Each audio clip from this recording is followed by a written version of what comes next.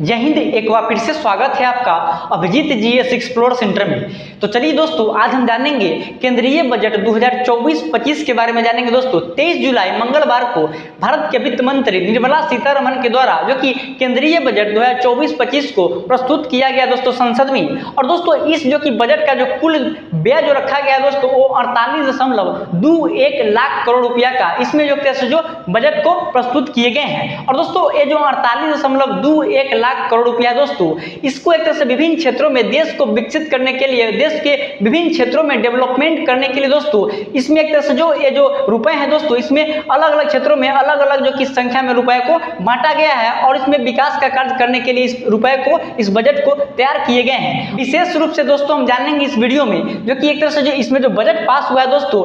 24-25 जो केंद्रीय बजट है दोस्तों इसमें बिहार के लिए कितना जो कि रुपए को आवंटित किया गया है और बिहार में जो कि किन किन क्षेत्रों में डेवलपमेंट का कार्य करने के लिए इस बजट को प्रस्तुत किया गया है, किन किन क्षेत्रों में बिहार में इंफ्रास्ट्रक्चर और मानव संसाधन के क्षेत्र में जो कि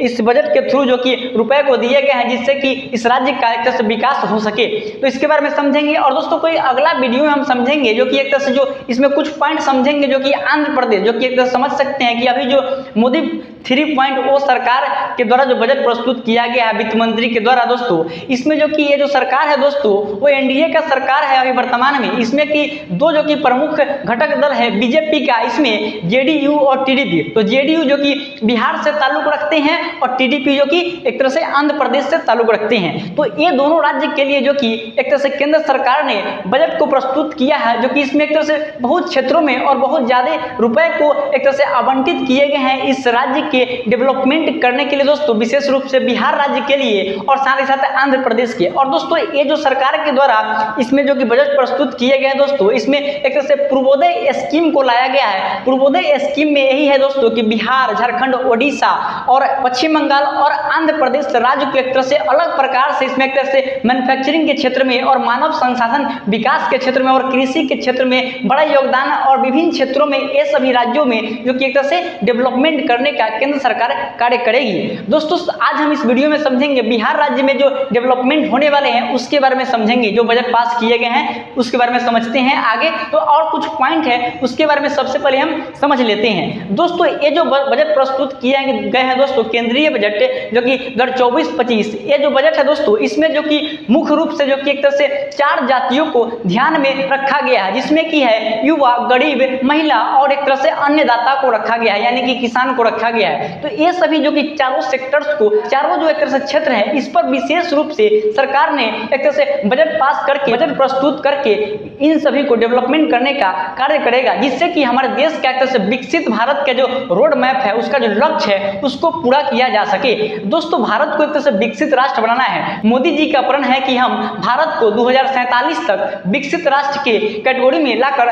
खड़ा कर देंगे। दोस्तों ये जो कि आगे तो हम समझते हैं जैसे कि यहाँ पे आप देख सकते हैं कि विकसित भारत के हमारे लक्ष्य का रोड मैप जो कि इस बार जो बजट प्रस्तुत किए गए हैं दोस्तों केंद्रीय बजट 2024-25 इसमें देश को एक तरह से जो विकसित बनाने का सबसे बड़ा पहल को इसमें महत्वपूर्णता दिया गया है। जैसे कि इसमें आप समझ सकते हैं कि इसमें जो कि एक तरह से विकसित भारत को बनाने के लिए एक रोड मैप को तैयार किया गया है। यहाँ से आप समझ सकते हैं कदम को स्टार्ट कर दिया गया है कि हमें 2047 तक भारत को विकसित राष्ट्र बना देना है और 2027 तक भारत को एक तरह से दुनिया की तीसरी सबसे बड़ी अर्थव्यवस्था लाने का भारत सरकार का एक तरह से योजना है, प्रस्ताव है। दोस्तों समझिए कि इस बार जो बजट पास किए गए हैं दोस्तों इसमें विकसित भारत के लिए जो प्राथमिकताएं को रखे गए हैं कि इन क्षेत्रों में अगर हम डेवलपमेंट करेंगे तो भारत जो कि 2047 तक निश्चित रूप से एक विकसित देश बनकर खड़ा उतरेगा। दोस्तों ये जो क्षेत्र है दोस्तों 9 क्षेत्र को जो कोई प्राथमिकता दिया गया है दोस्तों इसमें और जो कि ये जो 9 क्षेत्र है दोस्तों इसमें एक तरह से महत्वपूर्णता रूप से और इसमें ज्यादा की एक तरह से अमाउंट में बजट को प्रस्तुत किया गया है। और अन्य जो कि क्षेत्र हैं जैसे कि अन्य जो मद है दोस्तों उनके लिए भी बजट को प्रस्तुत किया गया है। लेकिन हम इस वीडियो में यही जानेंगे दोस्तों कि जो महत्वपूर्ण रूप से और मुख्य रूप से जो इसमें जो कि बजट जिस क्षेत्र में प्रस्तुत किए गए हैं उसमें क्या क्या एक तरह से जो इसमें डाटा है उसमें हम देखेंगे कि किन किन क्षेत्रों में भारत सरकार ने विकसित राष्ट्र बनाने के लिए बजट को विभिन्न क्षेत्रों में प्रस्तुत किया है। और सबसे पहले हम ये भी समझ लेते हैं दोस्तों, यहाँ पे देख सकते हैं कि बजट का जो मुख्य विषय है, बजट का मुख्य विषय तो आपको हम बता ही है, लेकिन इसमें आप समझिए कि जो यहाँ पे सबसे पहले तो रोजगार को इसमें ध्यान केंद्रित किया गया। उसके बाद है कौशल प्रशिक्षण को और साथ में MSME को यानी micro small and medium enterprises को इसमें ध्यान रखा गया है और साथ में मध्यम वर्ग के उद्धार के लिए इस बजट में जो कि एक तरह से महत्वपूर्ण जो कि योगदान केंद्र सरकार का होने वाला है। तो सबसे पहले हम ये भी समझ लेते हैं दोस्तों कि बजट जो प्रस्तुत होता है दोस्तों वो प्रत्येक वर्ष जो कि फरवरी माह के जो कि पहले कार्य दिवस के दिन जो कि बजट को प्रस्तुत किया जाता है प्रति वर्ष। लेकिन दोस्तों इस बार जो बजट को प्रस्तुत किया गया दोस्तों 2024 में जो कि 2 बार बजट प्रस्तुत किए गए हैं, लेकिन 2024 में जो 2 बार बजट को प्रस्तुत किए गए हैं दोस्तों वो एक तरह से जो इससे पहले फरवरी में जो कि अभी तो 23 जुलाई को बजट पारित हुआ, जो कि एक तरह से पूर्ण बजट है, जो कि नई सरकार बनने के बाद जो कि इसका पहला बजट है मोदी 3.0 सरकार का, जो कि एक तरह से ये पहला बजट है पहले वर्ष का। और दोस्तों इसके पहले जो कि इसी साल जो कि फरवरी में दोस्तों अंतरिम बजट को प्रस्तुत किया गया था। तो अंतरिम बजट कब प्रस्तुत होता है दोस्तों उसके बारे में समझ लेते हैं और क्यों होता है। दोस्तों अंतरिम बजट जो प्रस्तुत होता है दोस्तों, अंतरिम बजट का मतलब है दोस्तों कि एक तरह से अंतरिम बजट वैसा सरकार जो कि प्रस्तुत करता है जो सरकार अपने संक्रमण काल में यानी कि वो आम चुनाव से पहले अपने कार्यकाल का एक तरह से अंतिम वर्ष में है, वैसा सरकार जो कि दोस्तों अंतरिम बजट को प्रस्तुत करता है। जो कि एक तरह से आम चुनाव से पहले जो कि सरकार अपने कार्यकाल के अंतिम वर्ष में है तो सरकार जो कि अंतरिम बजट को प्रस्तुत करता है, जिससे कि चुनाव के बाद जो नई सरकार बने और वो जो पूर्ण बजट जब उस पहला जो पूर्ण बजट सरकार बनने के बाद जो पहला जो पूर्ण बजट को प्रस्तुत करे तो उस समय तक जो अंतरिम बजट को प्रस्तुत करने और नई सरकार बनने तक जो कि एक तरह से पूर्ण बजट जो प्रस्तुत करेगा उस समय तक जो कि एक तरह से देश में एक तरह से सरकारी व्यय और जो कि आवश्यक सेवाओं को एक तरह से पहले से सुनिश्चित करने के लिए इस अंतरिम बजट को प्रस्तुत किया जाता है दोस्तों, जो कि नई सरकार बने तो अपने कार्यभार को अच्छी तरह से सुचारू ढंग से चला सके देश के डेवलपमेंट, देश के विकास के क्षेत्र में। दोस्तों इसमें हम सबसे पहले यही समझते हैं जैसे कि इसमें जो प्राथमिकता दिए गए हैं दोस्तों 9 की संख्या में जो सेक्टर चुने गए हैं, इससे अगर इस क्षेत्र में अगर ज्यादा डेवलपमेंट किया जाए तो भारत निश्चित रूप से 2047 तक विकसित राष्ट्र के कैटेगरी में आ जाएगा। उसके बाद हम समझेंगे कि बिहार में किस क्षेत्र में और कितना बजट को आवंटित किए गए हैं। तो यहाँ पे पहला है दोस्तों कि कृषि में उत्पादकता और अनुकूलनीयता। तो कृषि के क्षेत्र में उत्पादकता को बढ़ावा देना और नई किस्मों को फसल लाना और एक तरह से वैज्ञानिक अनुसंधान करके एक तरह से फसलों को उन्नत बनाना और साथ में इसके अनुकूल वातावरण के अनुसार फसलों के एक तरह से एक उन्नत कैटेगरी के क्षेत्र में विकास करना, इसका एक तरह से महत्वपूर्ण योगदान है कृषि उत्पादकता और अनुकूलनीयता का। और आगे है दोस्तों रोजगार और कौशल प्रशिक्षण। तो रोजगार के क्षेत्र में युवाओं के लिए महत्वपूर्ण ध्यान दिया जाएगा दोस्तों। रोजगार के लिए दोस्तों जो कि एक तरह से अगले 5 वर्षों तक दोस्तों जो कि एक तरह से 4.1 करोड़ जो कि एक तरह से युवाओं को रोजगार देने के लिए 2 लाख करोड़ रुपया का दोस्तों एक तरह से बजट को आवंटित किया गया और साथ में दोस्तों 1.48 लाख करोड़ रुपया का अलग से अतिरिक्त जो कि रोजगार और कौशल प्रशिक्षण के क्षेत्र में जो कि एक तरह से आवंटित करने का एक तरह से केंद्र सरकार का योजना है। और दोस्तों इसमें है आगे है कि दोस्तों समावेशी मानव संसाधन विकास और सामाजिक न्याय। तो समावेशी मानव संसाधन विकास और सामाजिक न्याय के क्षेत्र में एक तरह से महत्वपूर्ण भूमिका एक तरह से इस बजट में दिया गया है,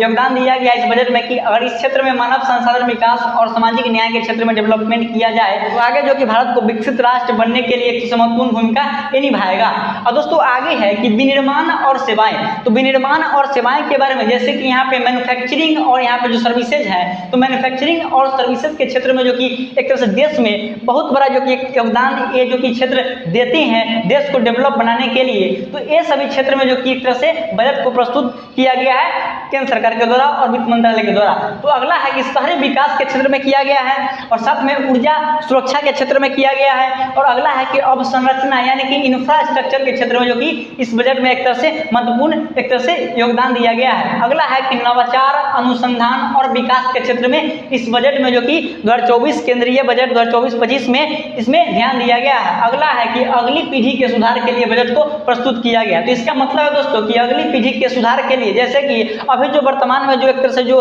पीढ़ी है वो जो एक तरह से बहुत सारे जो कि एक तरह से कठिनाइयों और तकलीफों का सामना कर रहा है, महंगाई हो गया, बेरोजगारी हो गया है, ये सभी और विभिन्न क्षेत्रों में जो कि एक तरह से तकलीफ और कष्ट जो कि अभी के जो पीढ़ी कर रहे हैं वो भविष्य के जो अगली पीढ़ी आएंगे दोस्तों वो उसको एक तरह से इस चीज़ों का इस तकलीफ का फेस नहीं करना पड़े, इसके लिए सरकार ने इस क्षेत्र में एक तरह से ध्यान केंद्रित किया है कि आगे की जो पीढ़ी आएगी और भारत को विकसित राष्ट्र बनाना है तो उस समय जो कि एक तरह से देश में गरीबी जैसी समस्या, बेरोजगारी जैसी समस्या और यहाँ पे अन्य जो कि महंगाई जैसी समस्या जो कि न रह सके, इसके लिए केंद्र सरकार की तरफ से, भारत सरकार की तरफ से महत्वपूर्ण ध्यान दिया गया है। दोस्तों अब हम समझते हैं स्पेशली विशेष रूप से कि बिहार राज्य क्षेत्र में किस प्रकार का डेवलपमेंट किया गया है और किन किन क्षेत्रों में किया गया है। दोस्तों यहाँ पे आप समझिए, ये जो आप देख रहे हैं कि समावेशी मानव संसाधन विकास और अवसंरचना, यानी कि मानव संसाधन विकास और अवसंरचना यानी कि इंफ्रास्ट्रक्चर। तो बिहार में जो दोस्तों मुख्य रूप से जो ध्यान दिया गया है दोस्तों, इसी क्षेत्र में डेवलपमेंट करने के लिए इस बजट को प्रस्तुत किया गया है अत्यधिक मात्रा में दोस्तों की मानव संसाधन विकास और इंफ्रास्ट्रक्चर यानी अवसंरचना। तो इसमें जो कि बिहार राज्य क्षेत्र में इसी जो कि एक तरह से 2 सेक्टर्स में जो कि एक तरह से डेवलपमेंट का के लिए केंद्र सरकार का एक तरह से महत्वपूर्ण जो कि एक तरह से योगदान है। तो चलिए हम आगे समझते हैं बिहार राज्य के बारे में। तो चलिए दोस्तों अब हम समझते हैं कि बिहार के लिए जो बजट प्रस्तुत किए गए हैं, इनमें किन किन क्षेत्रों में बिहार में डेवलपमेंट करने के लिए इस बजट को आवंटित किए गए हैं दोस्तों, उसके बारे में समझने का हम प्रयास करते हैं विस्तार से। तो चलिए यहाँ पे समझ सकते हैं दोस्तों, जैसे कि आप समझिए यहाँ पे पहले यहाँ पे है समावेशी मानव संसाधन विकास तथा अवसंरचना। तो यहाँ पे है कि मानव संसाधन विकास और अवसंरचना के क्षेत्र में जो कि बिहार में डेवलपमेंट करने के लिए एक महत्वपूर्ण पहल को शुरू किया जाएगा, जो कि एक तरह से वित्त मंत्री निर्मला सीतारमण का कहना है कि हम बिहार में क्या करेंगे, तो मानव संसाधन विकास और अवसंरचना के क्षेत्र में बहुत बड़ा डेवलपमेंट करेंगे, जो कि अवसंरचना यानी कि इंफ्रास्ट्रक्चर के क्षेत्र में। तो चलिए दोस्तों यहाँ पे समझिए कि निर्मला सीतारमण ने इस स्कीम के तहत, यहाँ पे स्कीम है आपको पूर्वोदय योजना, यानी कि पूर्वोदय योजना के तहत निर्मला सीतारमण ने कहा कि देश के पूर्वी भाग के राज्य जो कि प्राकृतिक संपदाओं से समृद्ध है और इन राज्यों का सांस्कृतिक परंपराएं जो कि एक तरह से सुदृढ़ है। तो और इसमें जो कि पूर्वोदय योजना के अंतर्गत जो इसमें जो राज्य शामिल है दोस्तों, उन्होंने वित्त मंत्री ने कहा कि बिहार, झारखंड, ओडिशा, पश्चिम बंगाल और आंध्र प्रदेश को शामिल करते हुए इस राज्यों का जो कि एक तरह से यहाँ पे देख सकते हैं कि पूर्वी क्षेत्र के एक तरह से इस राज्यों का एक तरह से चौमुखी विकास हो सके, पूर्वी क्षेत्र के जो राज्य है उसका चौमुखी विकास हो सके और साथ में मानव संसाधन का वहाँ पे विकास हो सके और अवसंरचना यानी कि इंफ्रास्ट्रक्चर का विकास हो सके और आर्थिक अवसरों का सृजन इसमें शामिल किया गया है, जो कि पूर्वोदय योजना के तहत जो कि आपको ये जो 5 राज्य है बिहार, झारखंड, उड़ीसा, पश्चिम बंगाल और आंध्र प्रदेश को जो इसमें पूर्वी राज्यों में शामिल किया गया है, जो कि इस क्षेत्र में डेवलपमेंट करने के लिए। तो उसमें जो कि आपको तो हम बता दिए कि पूर्वोदय योजना के अंतर्गत ये 5 राज्य शामिल है, लेकिन हमें इसमें जानना है स्पेशली विशेष रूप से बिहार राज्य में जो डेवलपमेंट किए गए हैं उसके बारे में जानना है। और यहाँ पे ये सभी जो कि मानव संसाधन विकास, अवसंरचना और आर्थिक अवसरों का जो सृजन होगा, इससे एक तरह से जो भारत को जो विकसित राष्ट्र बनाना है उसके विकास यात्रा में ये अग्रणी भूमिका निभाएगा, जो कि पूर्वोदय योजना के अंतर्गत जो 5 राज्यों का जो डेवलपमेंट होगा उसमें बिहार का भी बहुत बड़ा डेवलपमेंट शामिल है। तो आगे हम समझते हैं जो बिहार के जो अन्य क्षेत्र में जो महत्वपूर्ण क्षेत्र में डेवलपमेंट होंगे, जो कि एक तरह से विकसित राष्ट्र बनने में भारत को मदद करेगा, इसमें है जैसे कि अगला है कि अमृतसर से कोलकाता, अमृतसर कोलकाता औद्योगिक गलियारे के संबंध में। तो अमृतसर से कोलकाता के जो औद्योगिक गलियारा है दोस्तों, उसमें जो कि अमृतसर से जो कोलकाता जो औद्योगिक गलियारा जाता है दोस्तों, वो बिहार के गया राज्य से होते हुए जाता है। तो इसी जो कि एक तरह से गलियारा में जो कि एक तरह से जो गया में एक औद्योगिक केंद्र बनाया जाएगा और इस औद्योगिक केंद्र के थ्रू दोस्तों जैसे कि पूर्वोत्तर राज्यों को एक तरह से औद्योगिक क्षेत्र में बढ़ावा मिलेगा। और साथ में दोस्तों जो कि ये गया में जो औद्योगिक केंद्र जो स्थापित होंगे, उस औद्योगिक केंद्र की सहायता से जो कि गया के एक तरह से जो सांस्कृतिक रूप से महत्वपूर्ण जो प्राचीन केंद्र है उनको आधुनिक अर्थव्यवस्था के केंद्र के रूप में विकास करना शामिल होगा। तो चलिए आगे आप समझ सकते हैं दोस्तों, यहाँ पे है कि अगला है कि यहाँ पे, और यहाँ पे ये भी समझिए दोस्तों, जैसे कि आपको यहाँ पे तो बाद में समझेंगे वो बात हम ये बता देते हैं, उसके बाद आपको समझाएंगे। एक और पॉइंट्स है जो कि एक तरह से जो पर्यटन से संबंधित है और संरचना में जो कि एक तरह से पर्यटन से संबंधित है। तो अगला यहाँ पे समझिए तीसरा नंबर की 26,000 करोड़ की लागत से जो कि एक तरह से पहला है कि पटना पूर्णिया एक्सप्रेस वे और दूसरा है बक्सर भागलपुर, बक्सर भागलपुर तो यहाँ पे देख सकते हैं। दूसरा में है कि बक्सर भागलपुर एक्सप्रेस वे, पहला जो कि पटना पूर्णिया एक्सप्रेस वे और दूसरा है बक्सर भागलपुर एक्सप्रेस वे और तीसरा नंबर में है कि बोधगया, राजगीर, वैशाली, दरभंगा सड़क संपर्क परियोजनाओं के विकास के लिए जो कि एक तरह से महत्वपूर्ण एक तरह से पहल शामिल है इसमें दोस्तों। ये जो बजट प्रस्तुत किए गए दोस्तों उसमें, तो आप समझ सकते हैं दोस्तों कि बिहार में जो कि इंफ्रास्ट्रक्चर के क्षेत्र में कितना बड़ा योगदान होने वाला है, विकास होने वाला है। यहाँ पे देख लीजिए कि आपको लगभग 3 एक्सप्रेस वे का निर्माण होगा, पटना, पूर्णिया और बक्सर, भागलपुर, और साथ में बोधगया, राजगीर, वैशाली, दरभंगा सड़क संपर्क को जोड़ा जाएगा, जो कि एक तरह से एक्सप्रेस वे के माध्यम से। और अगला है दोस्तों यहाँ पे कि बक्सर में गंगा नदी पर 2 लेन वाला पुल का निर्माण होगा। बक्सर में जो कि गंगा नदी पर 2 लेन वाला जो कि पुल का निर्माण होगा। दोस्तों अगला है यहाँ पे समझिए कि इसमें जो बिहार में जो 21,400 करोड़ रुपया का जो कि पीरपैंती में विद्युत संयंत्र की स्थापना, जो कि एक तरह से 2400 मेगावाट विद्युत ऊर्जा का उत्पादन करेगा। कितना लागत का इसमें योगदान दिया गया है, जो कि एक तरह से 21,400 करोड़ रुपया, 21,400 करोड़ रुपया का। पीरपैंती कहाँ है, तो पीरपैंती भागलपुर जिला में है, बिहार के। तो पीरपैंती में विद्युत संयंत्र की स्थापना किया गया, जो कि 2400 मेगावाट ऊर्जा उत्पन्न करेगा। और यहाँ पे है जो कि बिहार में नई हवाई अड्डा का निर्माण होगा, जो कि बहुत सारे हवाई अड्डा का निर्माण होगा, और साथ में मेडिकल कॉलेजों का निर्माण होगा,